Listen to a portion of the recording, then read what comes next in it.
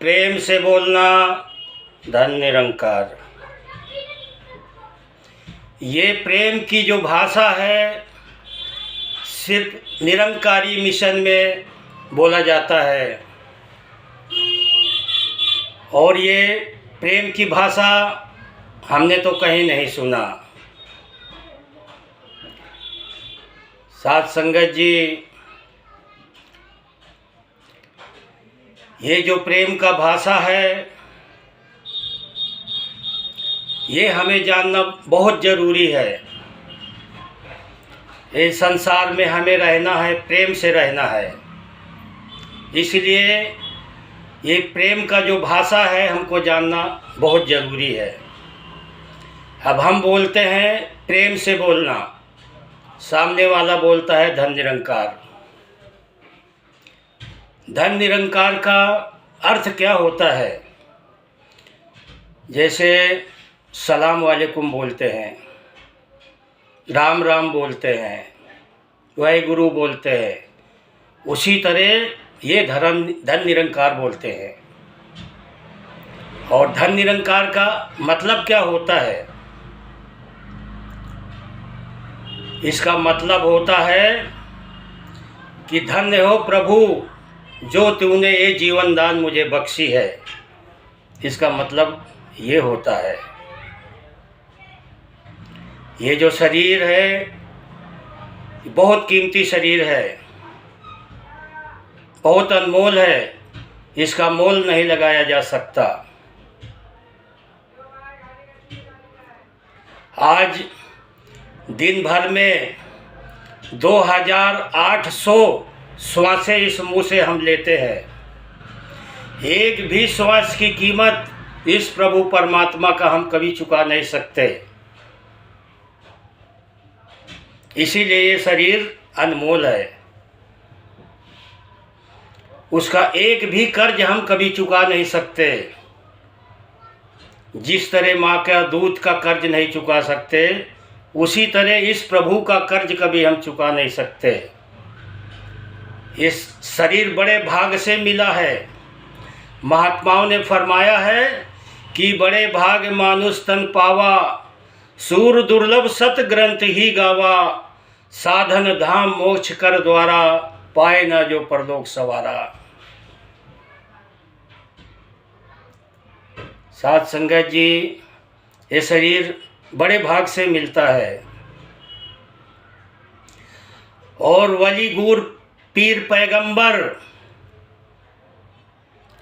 सदियों से आते रहे और आज भी आ रहे हैं और आते रहेंगे। ये सच्चाई का संदेश देने के लिए हमेशा इस धरती में प्रकट होते हैं।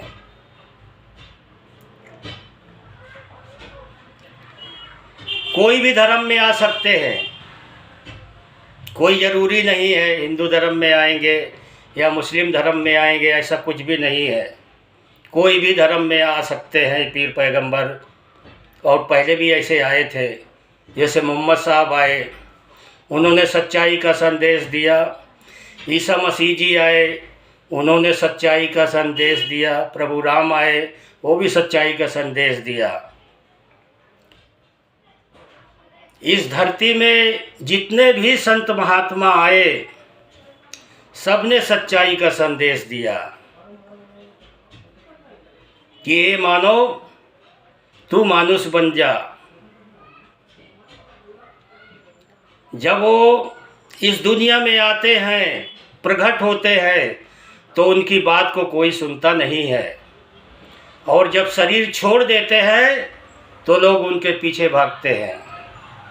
एक जगह लिखा है, जब आए तो कदर ना जाने, मरे तो पीछे चलते हैं, कहे अवतार जगत में मूर्ख, आज भी मन की करते हैं। साईं बाबा आए थे, लोग उन्हें पत्थर फेंकते थे, उनको चिढ़ाते थे, उनकी कदर नहीं किया कभी। आज वो शरीर रूप में नहीं है। साईं तो यहाँ भी है, वहाँ भी है, चारों तरफ साईं है। आज 200-200 किलोमीटर दूर पैदल चल कर जाते हैं लोग उनकी दर्शन करने के लिए, और आज वो शरीर रूप में नहीं है। इसी तरह ये संसार में जब भी कोई वली और पीर पैगंबर जब धरती में प्रकट होते हैं, सच्चाई का संदेश देते हैं, तो उनकी बात को कोई सुनता नहीं है, और जब चले जाते हैं तब उनके पीछे पड़ते हैं। जब भी बोले हैं कि जब आए तो कदर न जाने, मरे तो पीछे चलते हैं, कहे अवतार जगत में मूर्ख आज भी मन की करते हैं। ऐसा ये मानव है। ये धरती में जितने भी लोग प्रकट हुए हैं, यहाँ तक कि संत महात्मा भी, उनको भी शरीर छोड़ना पड़ता है। आए हैं तो उनको भी एक दिन जाना है। इस जगह बोले हैं महात्मा कि आया है सो जाएगा, राजा रंग फकीर, कोई जाए सिंहासन, कोई बांधा जंजीर। फर्क कितना है, जाना तो सबको है, यहाँ रहने वाला कोई भी नहीं है। वो बोले हैं संत मिलन को जाइए, तज मोह अभिमान, जो जो पग आगे रखे, कोटि यज्ञ समान। जब हम किसी संत से मिलने जाते हैं तो हमें सब कुछ त्याग करके वहाँ जाना पड़ता है, तब संतों का हमें आशीर्वाद मिलता है। महात्माओं ने फरमाया है कि लग 84 भरम में, पग पे अटको आए, अब की पासा ना लगे तो फिर 84 जाए। ये 84 के चक्कर से हम घूम कर आए हैं, और फिर ना हमें 84 जाना पड़े। इसलिए लोग भक्ति करते हैं कि हमें वापस 84 में ना जाना पड़े। फिर महात्मा बोलते हैं कि लग 84 भरम में, मानुष देह प्रधान, भजन बिना भगवान की चली अकारथ जान। हमें संसार में आके कुछ नहीं किया और शरीर चली गई तो व्यर्थ में चली गई। जब भी महात्माओं ने ऐसा बोला है कि लग 84 भरम में, मानुष देह प्रधान, भजन बिना भगवान की चली अकारथ जान। वो जान अकारथ में चली गई। इसलिए इस धरती में गुरु पीर पैगंबर हमेशा आते रहे हैं और सच्चाई का ही संदेश देते रहते हैं, और आज कलयुग में भी है,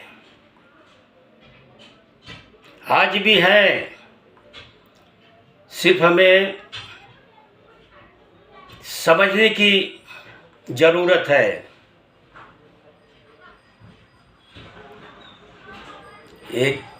एक जगह कहा गया है, लिखा भी हुआ है, लिखा है एक जगह कि गुरु गोविंद दोनों चले, काको लागे पाए, बलिहारी गुरु आपकी, गोविंद दियो दिखाए।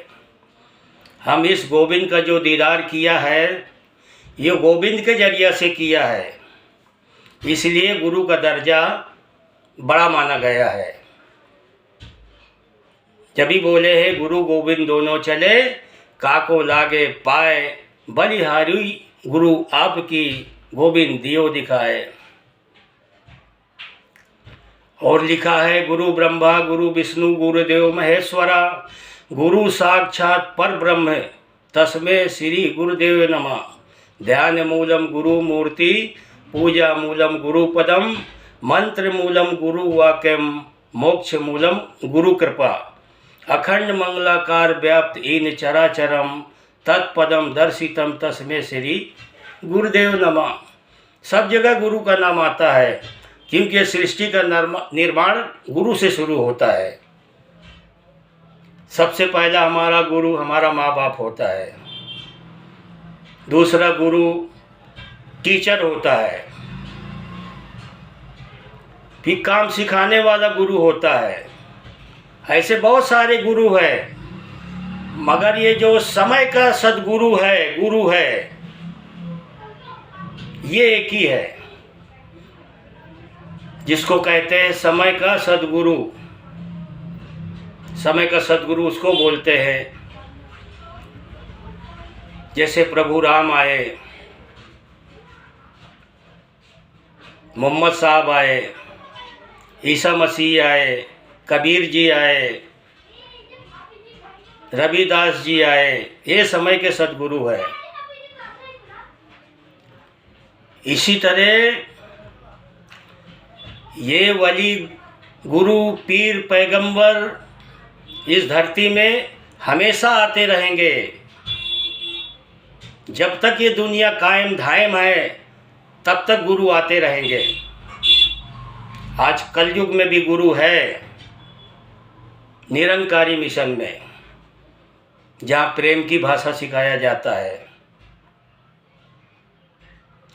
और इस प्रभु परमात्मा का दीदार किया जाता है।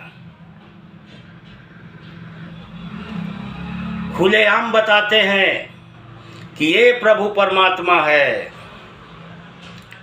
जिस तरह भगवान कृष्ण ने अर्जुन को एक झलक दिखाया था, भगवान कृष्ण अर्जुन को बार बार समझाते थे कि हे अर्जुन, तू हमको गुरु बना ले, हम तुझे सब कुछ बता देंगे। मगर वो मानने को राजी नहीं था, क्योंकि वो भगवान कृष्ण को कुछ और समझ रहा था। तब भगवान कृष्ण बोले भी कि अर्जुन, तू जो मुझे समझ रहा है वो मैं नहीं हूँ, मैं कुछ और हूँ।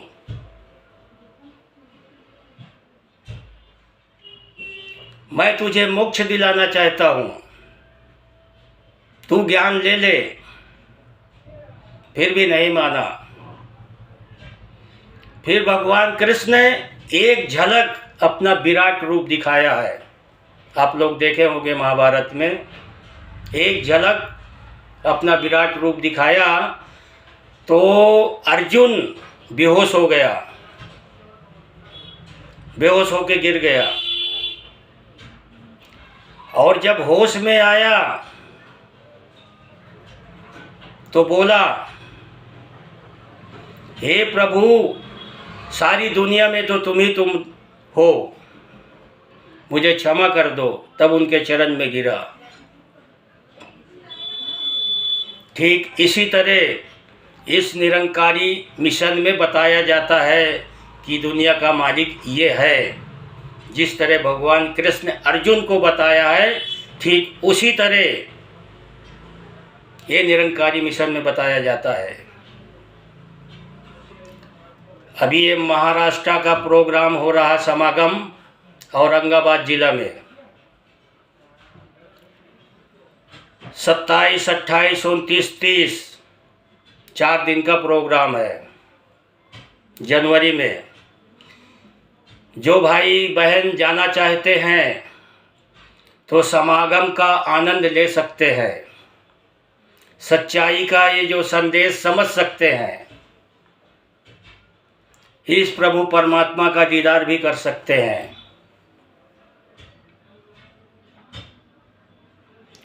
पहले के ज़माने में गुरु इतने आसानी से नहीं मिलता था, बहुत मुश्किल से मिलता था।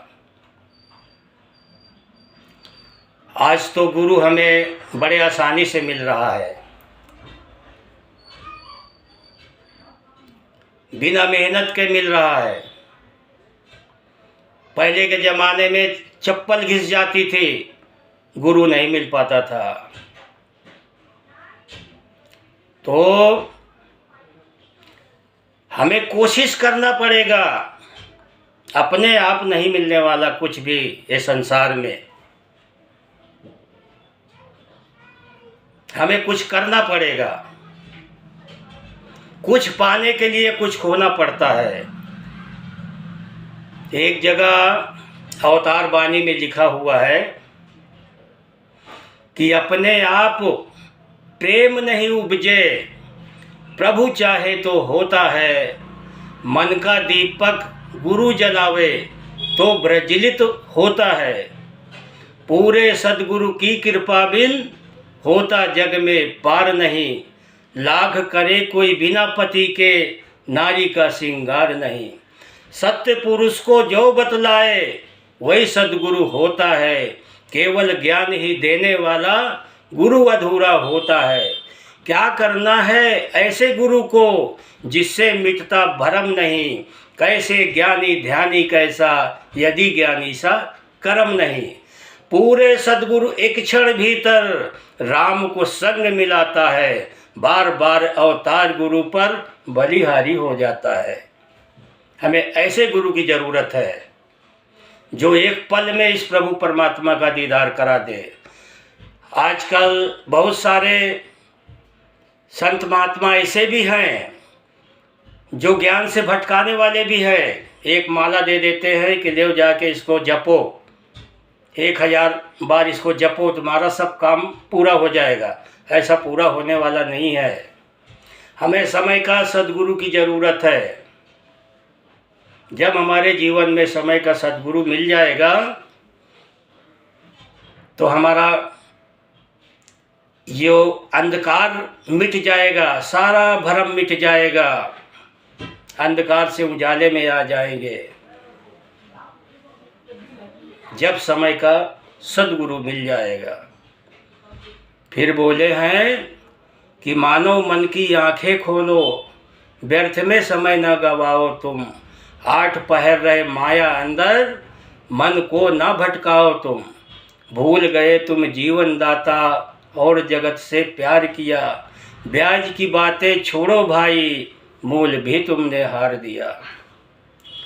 सूत द्वार और माता पिता भी छोड़ जाएंगे सब मझधार। भूत प्रेत ये सभी कहेंगे तुझको एक दिन सोच विचार। झूठ में आया झूठ में खेले, झूठ का तेरे अंदर वास। कर्म कांड है सारे झूठे, रे मन कर ले तू विश्वास। भोगों में तू लिप्त हुआ है, भूल गया है पालनहार। यह मन कभी न निर्मल होता, बिना गुरु के कहे अवतार। हमारे जीवन में जब तक गुरु नहीं आता तब तक हमारा भ्रम कभी मिटने वाला नहीं है। तो ये भ्रम मिटाने के लिए ये दुनिया में गुरु आते हैं। एक जगह और है कि इस दुनिया से अंत समय दौलत संग न जाएगी। जिस दुनिया से प्रीत लगाई, काम ना कुछ भी आएगी। कुटुंब कबीला बीवी बच्चे और जो तेरे साथी है, झूठी है ये प्रीत जगत की, सब मतलब के नाती है। राज है तेरा इस दुनिया में, धन दौलत भी सारा है। सभी शक्ति हो यदि दासी, तो भी ना छुटकारा है। हाथी घोड़े पास है तेरे, या मोटर असवारी है। झूठ है बिल्कुल सारी माया, बालू नींव ये सारी है। जो मूर्ख इस परम पिता को एक पल भी बिसराएगा, कहे अवतार वही नर जग में अंत काल पछताएगा। अंत में हमें पछताना है। इसलिए हमेशा संत महात्मा सच्चाई का संदेश इस मानव को देते रहते हैं। आज कलयुग में भी वो काम चालू है, क्योंकि ये जो साधु होते हैं सच होते हैं, सच्चाई का संदेश देते हैं। बोले हैं सच्चे साधु संत हरि के, सच्ची बात बताते हैं। दाने भी जो छोड़े भक्ति, 100 गोते खाते हैं। हरि की भक्ति कर ले मानो, भक्ति का फल पाएगा। उज्जवल होगा मन का दर्पण, मन को साफ बनाएगा। परम पवित्र चरणों को यदि मन में प्रेम बसाएगा, मैल धुलेगी जन्म जन्म की, निज घर में बस जाएगा। तुझे निजी घर मिल जाएगा। ये समय आज का निकल गया तो फिर वापस आने वाला नहीं है। आज का दिन गया तो गया, वापस नहीं आएगा। इसी तरह शरीर है, शरीर चली गई तो कुछ हाथ नहीं लगेगा, क्योंकि शरीर नश्वर है। इसके अंदर जो जीव आत्मा है वो अमर है। उसको परेशानी में डालकर मत जाओ, क्योंकि इसके अंदर जो आत्मा है उसको क्या चाहिए? परमात्मा। जब परमात्मा से उसका मुलाकात हो जाता है तो उसे मोक्ष की प्राप्ति हो जाती है, सारा भरम खत्म हो जाता है। ये आत्मा के ही लिए सब ये भक्ति किया जाता है, क्योंकि ये अमर है। जिस तरह प्रभु परमात्मा अमर है, ठीक उसी तरह ये जीव अंश है, ये भी अमर है। ये जो आज का दिन समय निकल गया फिर वापस आने वाला नहीं है। बोले है समय गया फिर हाथ ना आए, अंत समय पछताएगा। धर्मराज ने यम जो भेजे, नैनो नीर बहाएगा। तेरे सारे संगी साथी काम न तेरे आएंगे, रिश्ते नाते और संबंधी तुझे बचा ना पाएंगे। काम समय पर गुरु ही आए, हाड और यह चाम नहीं। अवतार शीश से मांगे लेखा, धर्मराज का काम नहीं। जब हमारे कर्म सही है तो कोई धर्मराज का काम नहीं है। आज का दिन गया फिर नहीं आएगा। फिर बोले हैं दिन दिन आयु घटती जाती, समय गुजरता जाता है। हे नर मूर्ख सोच समझकर, होश में क्यों नहीं आता है। सब कुछ यहीं रह जाना है, छोड़ो व्यर्थ बहाने को। समय गया फिर हाथ ना आए, जानो असल ठिकाने को। इस जग में मत उलझो प्यारे, झूठ का ताना बाना है। कहे अवतार जगत में मूर्ख, संग अंत में जाना है। साथ में कुछ नहीं जाएगा। जो हमने इस ज्ञान को प्राप्त किया है, अच्छाई और बुराई हमारे साथ वही जाने वाला है, बाकी कुछ भी नहीं जाने वाला। ये जो प्रभु परमात्मा है, ये दुनिया नहीं थी तब ये था, आज भी है, कल भी रहने वाला है।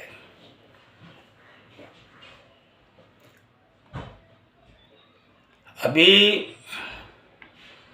कोई अल्लाह बोलता है, कोई गॉड बोलता है, कोई भगवान बोलता है, कोई खुदा बोलता है। अब खुदा तो बोलते हैं, बहुत लोगों को ये नहीं मालूम कि खुदा का मतलब क्या होता है। खुदा का मतलब वो होता है जो खुद से बना है, उसको किसी ने नहीं बनाया, उसको कहते खुदा। और खुदा भी वही है, अल्लाह भी वही है, राम भी वही है, कृष्णा भी वही है, ईसा भी वही है, नानक भी वही है, सब वही है। एक ही ईश्वर के सब संतान हैं पूरे दुनिया में, पूरे विश्व में एक ही ईश्वर के संतान है। और ये ईश्वर हाजिर नाजिर है, कायम धायम है, अजन्मा है। इसका कोई जन्म नहीं होता, ये अजन्मा है, निर्गुण है, निराकार है। कितना बड़ा है, लंबा चौड़ा, इसको नापा नहीं जा सकता। ये निराकार है, इसका कोई आकार नहीं है, इसकी लंबाई चौड़ाई कोई नाप नहीं सकता। ऐसा इसका रूप है।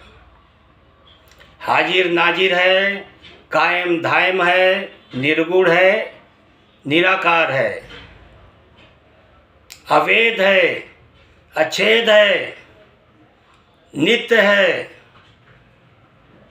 अजय है, अमर है, अभिनाशी है, विश्वव्यापी है, सर्व जगह व्याप्त है, चराचरम में है, अखंड है, मंगलाकार है।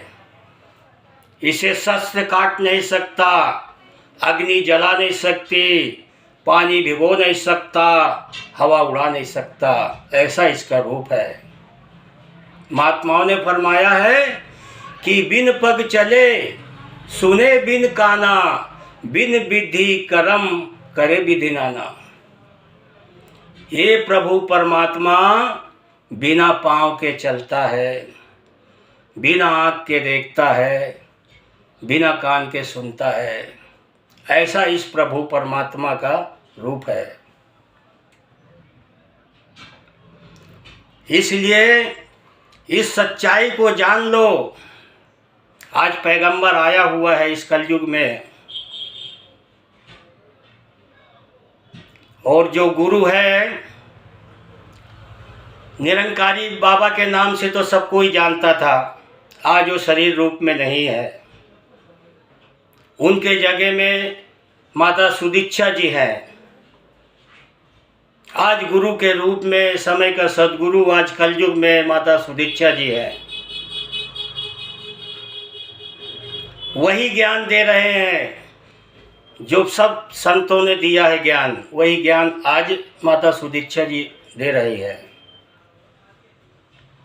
इसलिए ये सच्चाई को जान लो। अभी कितना भी पढ़े लिखे आदमी से आप पूछो कि भगवान किधर है, सीधा ऊपर का हाथ लेता है, बोलते ऊपर है। ऊपर क्या है? सूरज, चांद, सितारे।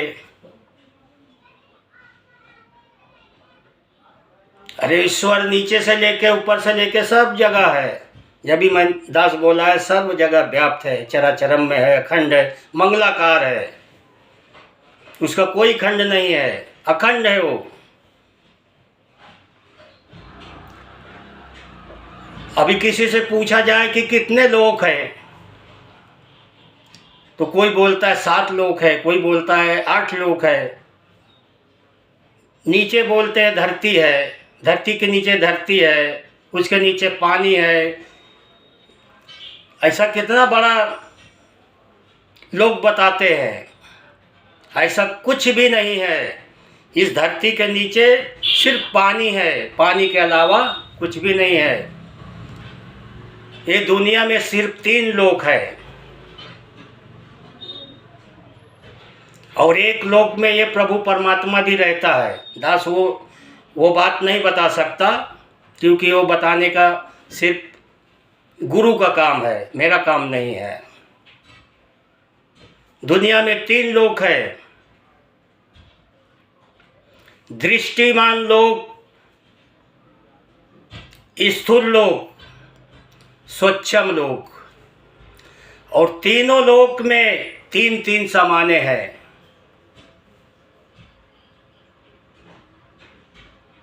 तीन 3 6 3 9। एक जगह है सूरज चांद तारे, एक जगह है वायु जीव आकाश, एक जगह है धरती अग्नि पानी। 3 3 6 3 9।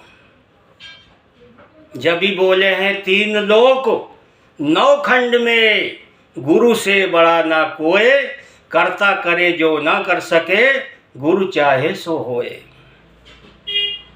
जब गुरु की कृपा हो जाती है तो सारा बिगड़ा हुआ काम बन जाता है।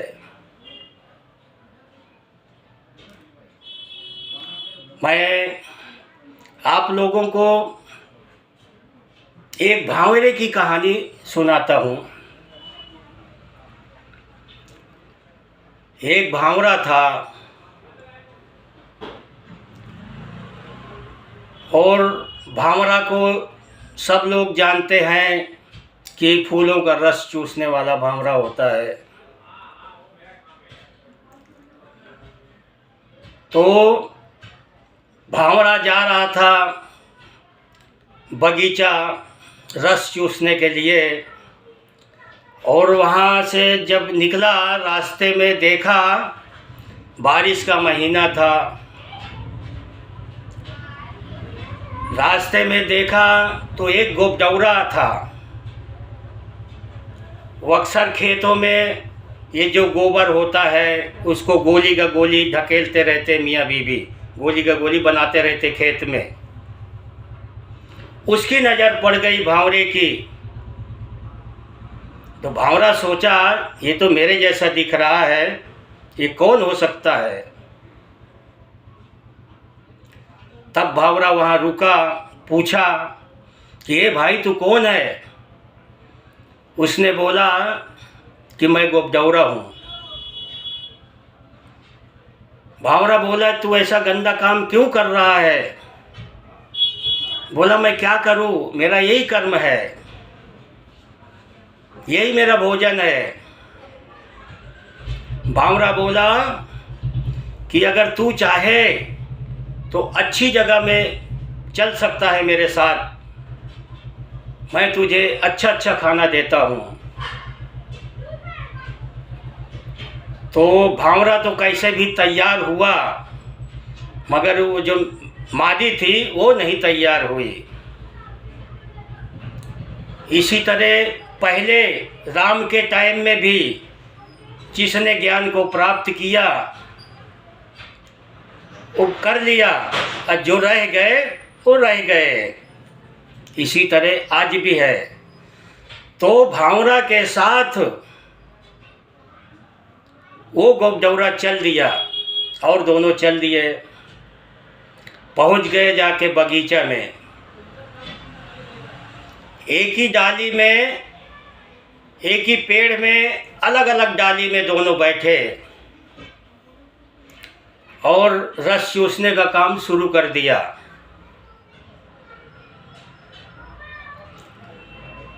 तो अब गोबडौरा को तो बहुत मज़ा आया, बहुत आनंद आया, क्योंकि ऐसा वो कभी रस कभी पाया नहीं था, इतना मीठा रस होता है। और दूसरी बात उसको टाइम टेबल भी नहीं मालूम था कि कब यहाँ से निकलना है, कब जाना है। भांवरे को तो सब मालूम था, मगर भांवरा उसको बता नहीं पाया था, उसको इतना याद नहीं था। अब शाम के टाइम देखो, अक्सर ये जो फूल की जो कली है 6 बजे के टाइम में बंद हो जाता है। तो भांवरा तो निकल लिया, अब गोबडौरा उसमें फंस गया फूल में। अब भांवरा उसको इधर उधर देख रहा है कि ये मेरा दोस्त किधर गया। बहुत ढूंढा इधर उधर, सब जितनी डाली हैं सब में ढूंढ डाला, पता नहीं चला, क्योंकि वो तो अंदर बंद है, कैसा मिलेगा। फिर भांवरा परेशान होके, रात हो गई, वहाँ से चल दिया। गया, रात भर उसे नींद नहीं आई। सुबह 4 बजे फिर भागा और वही झाड़ में गया। वही झाड़ में गया तो देखा तो वहाँ पर फूल नहीं था, फूल टूट चुका था। तो उस खेत में जो रखवाली करता था उसके पास गया भांवरा कि हे भाई, यहाँ का फूल कौन तोड़ा। बोला माली तोड़ के लेके गया। बोला उसमें एक फूल मुझे चाहिए, बहुत कीमती फूल है। तो बोला तू माली के घर जा। फिर वहाँ से वो दौड़ा जाके माली के घर गया। माली को बुलाया, पूछा कि ये भाई तू फूल तोड़ के लाया। बोला हाँ मैं तो तोड़ के लाया हूँ। बोले फूल मुझे चाहिए। बोले मेरे पास तो नहीं है, मैंने पंडित जी को बेच दिया, पुजारी लेके गया। बोला पुजारी कहाँ है? उसके घर पे गया, पुजारी से पूछा कि पुजारी तुम माली के घर से जो फूल लाए थे वो फूल मुझे दे दो। बोले फूल तो मेरे पास भी नहीं है, मैं शंकर जी के मंदिर में चढ़ा दिया। अब वहाँ भी रात हो गई, अब क्या करे? फिर वापस आया, फिर वापस गया मंदिर पे। जब तक में वो फूल को, अक्सर फूल बासी हो जाता है तो उसको साफ करके सब किसी नदी में फेंक दिया जाता है, गंगा नदी या कोई भी नदी में पानी में फेंक दिया जाता है। तो भांवरा वहाँ पहुँचा मंदिर पे, तो वहाँ पर फूल नहीं था। तो वहाँ का जो रखवाला था, साफ सफाई करता था, उससे पूछा कि यहाँ का फूल कहाँ गया जो शंकर जी के सर में चढ़ाया था? बोला मैं तो अभी सब साफ करके और गंगा नदी में फेंक के आया। फिर भांवरा भागा, भागते भागते वहाँ गया, नदी पे गया तो देखा तो फूल तो बहुत दूर निकल चुका था, 20 धारा में निकल गया था, अब फूल एकदम सड़ चुका था और वो धीरे धीरे निकल रहा था। फिर भांवरा वहाँ पहुँच गया, बोला भाई तू कहाँ भटक गया, चल मेरे साथ, मैं तो बहुत परेशान हुआ तेरे खातिर। बोले नहीं भाई, तू जो किया अच्छा किया, तूने मेरे साथ बहुत कुछ किया। तब इसी जगह बोला है संगत गुण, संगत का मतलब किसी का साथ, संगत गुण अनेक फल चढ़े महेश के शीश, हे मित्र मुझे जाने दे गंगा जी के बीच। मैं भवसागर से पार हो गया, मुझे जाने दे गंगा जी के बीच। तो कहने का भाव, भांवरा मंजे सदगुरु, भांवरा मंजे सदगुरु, भांवरा उसके जीवन में गुरु बनकर आया और भवसागर से पार कर दिया। हम तो एक मनुष्य हैं, हम क्यों नहीं सागर पार हो सकते? हम क्यों नहीं अंधेरे से उजाले में आ सकते? हम भी आ सकते हैं। ये 84 के फेरा से अगर बचना है, 3,09,99 जीव है और आदमी को लेकर 84 लाख हो जाता है। 3,09,99 जीव बिना काम किए खाता है और ये मानव काम करता है फिर भी इसका पेट कभी नहीं भरता है। ये 84 का चक्कर बहुत लंबा है, इसलिए हमें 84 से बचना है और 84 से बचने के लिए सिर्फ एक ही उपाय है, समय का सद्गुरु। एक समय की बात है, राजा जनक जी को तो सब कोई जानता है लगभग।